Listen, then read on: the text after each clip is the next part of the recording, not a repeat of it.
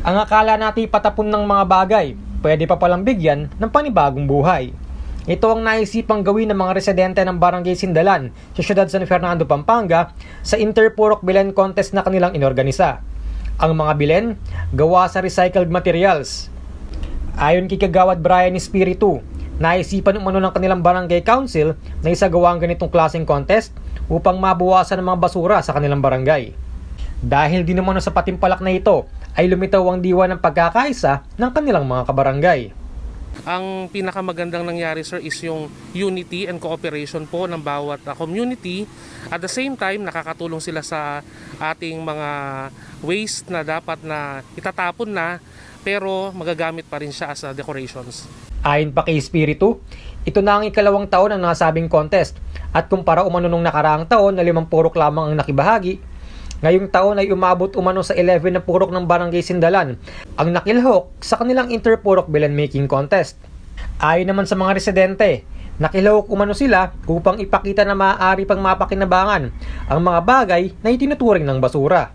Ang kahalagahan po kasi ng mga recycle, katulad po ng mga karton at saka yung mga plastic bottle, kaysa sa matapon na karamihan sa mga tao kasi tinatapon lang nila. So ngayon nakikita nila kung paano gawing yung mga karton na importante din yung karton at saka yung bote. Marami kang magagawa. Para wala pong gastos at sa maging makapagbigay inspirasyon sa aming baryo o sa ibang nanonood man lang.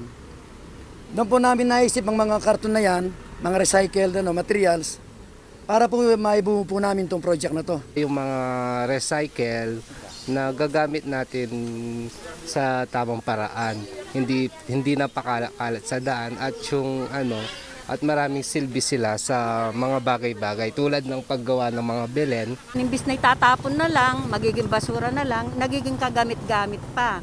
At magandang tingnan. Ilan sa mga recycled materials na ginamit sa paggawa ng mga bilen ay ang mga tansan, straw, plastic bottles, plastic cups, karton, dyaryo, mga lumang papel, at marami pang iba.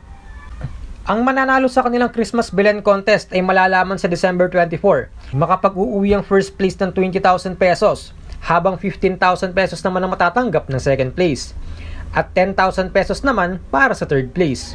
May mga consolation prize din umano na ipamimigay. Marion Lozano, CL TV News.